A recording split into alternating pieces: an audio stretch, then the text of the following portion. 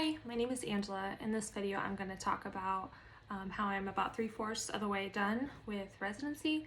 So I'm going to kind of do that quarterly check-in that I've done so far. Currently, I'm a PGY1 resident and in an ambulatory care track. And I'm just going to kind of go through, what I've done, how I feel, what I'm looking forward to at this point in my training. So far, I've completed 2 rotations, one in rheumatology, which is an ambulatory care specialty clinic, and the other in drug information. Right now I'm in a family medicine clinic, and so I'm almost finishing up with that, but I've continued to grow in kind of the ambulatory documentation skills that come with those settings. And then with drug information, a lot of that is covering resources and how to effectively find information, finding the resource to fit your question. Those are things that I'm really glad that are covered, because previously was not very efficient at those processes. There's a lot of projects that went on. It was really, kind of a crunch time in terms of doing interviews. I was doing PGY2 interviews and then getting all these different projects done. It definitely is more busy in this springtime, in this third quarter. But I think that something I still was able to do was prioritize time for myself, get things done in the evenings and kind of work at a steady pace. But something that someone mentioned to me was that you just need to start using a benchmark of, is it good enough? Because everyone will have an opinion on how it can be better, the different projects that you have going on.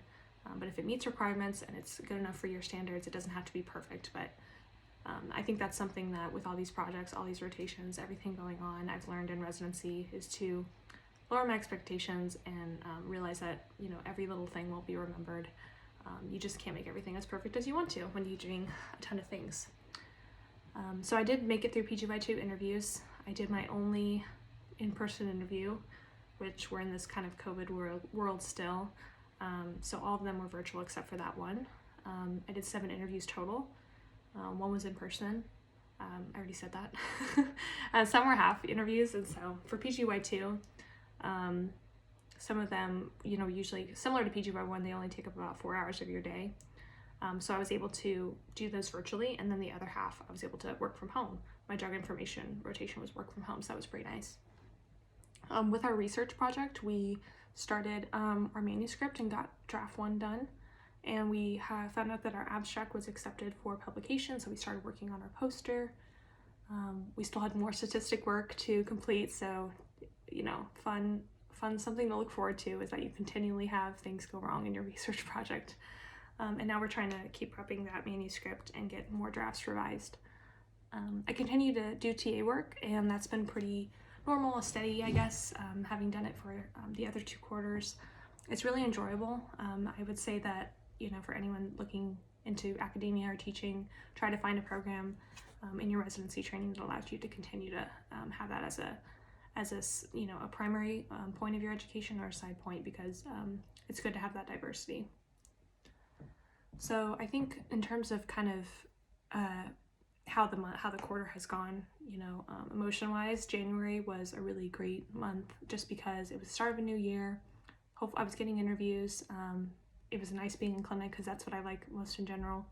And then February, as I was going through interviews and doing a different work from home rotation, the whole month felt like a big long work day. And it was a shorter month as well, but all those projects crammed in, all that work crammed in. That's when I really started to just try and get things done to the quality that I think was required, and not to what I would hope it would be. And honestly, I did not enjoy that month just because it felt like, again, one big long work day. And then in March, being back in family med clinic was enjoyable, but that's when I really experienced probably the most burnout that I've experienced this whole process. And what I did to kind of address that is I asked certain preceptors that I had in rotation. I said, you've been through residency, how you experienced this burnout, what did you do, how did you overcome it? And I know that it's kind of a byproduct of going through the interviews and going through all that work. It kind of happens, even if you don't wish it didn't, but that was helpful. And then I did have some family who visited me because I had planned that previously. So this is a good time to take a pause, in my opinion, around this March time of residency year, if you can. Help you feel much better. It made me feel much better, but we still got a lot of work to do. So it's really great to know that there, are less than 100 days of residency left, and so you're kind of looking more at the finish line or looking more closely. There's still staffing that I need to complete. I will talk about the PGY2 process and kind of the results in another video, but things that kind of are in the to-do list is really looking at my CE. So my CE is at the end of, basically the end of my residency training, and CE is continuing education. So I really haven't made a ton of headway on that. I know my topic and things like that, but that's my biggest project for Q4. Prepping the poster, as I mentioned, and doing that presentation, and just really finishing things out. So it's nice that the way my responsibilities were structured, it allowed the CE to really be the biggest part of this last quarter for me.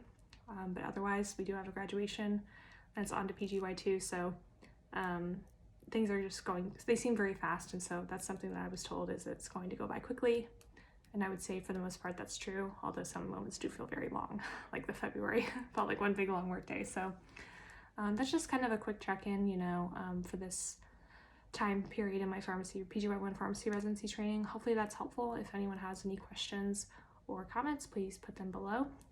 Like the video if you liked it, and share it with someone else who you think it could be helpful for. Otherwise, I'll see you guys in the next one.